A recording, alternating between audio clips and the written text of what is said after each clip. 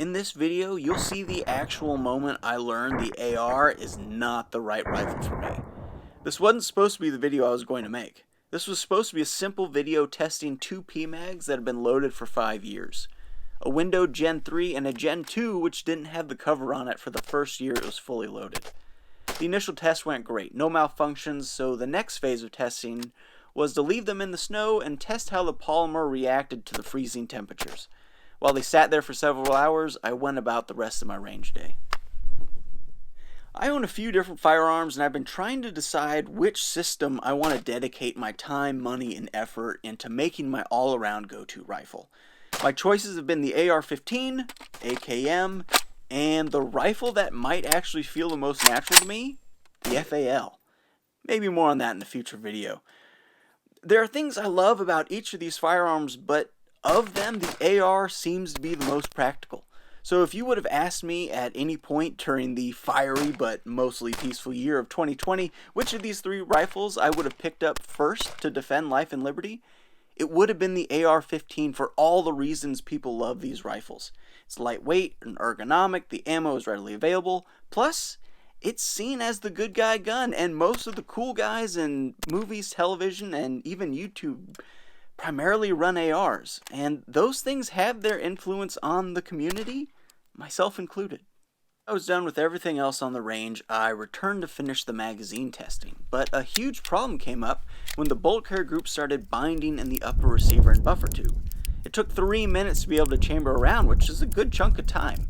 Eventually, I was able to test the magazines, and they were flawless, but alas, I didn't get it on camera.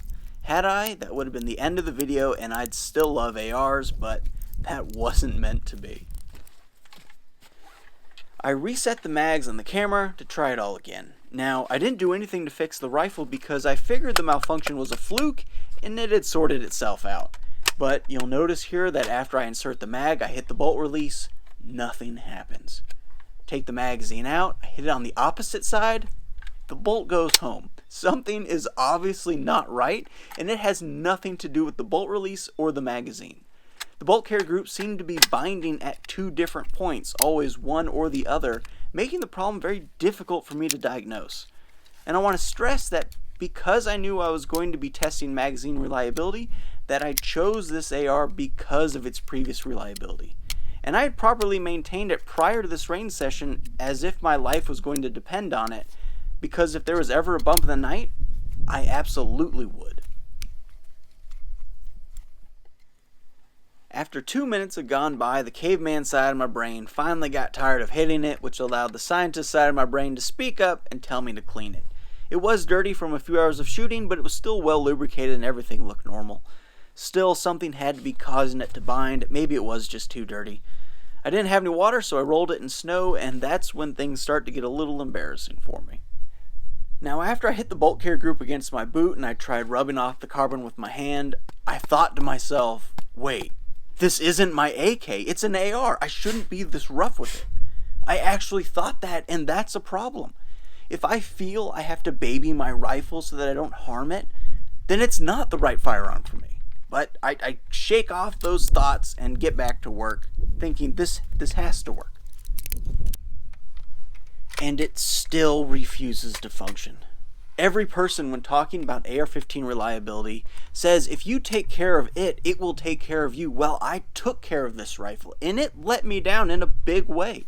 You'll see in just a minute, it's not a question of cleaning it more often, and it's not a question about buying a more expensive AR. AR-15s rely on a delicate balance of internal working parts.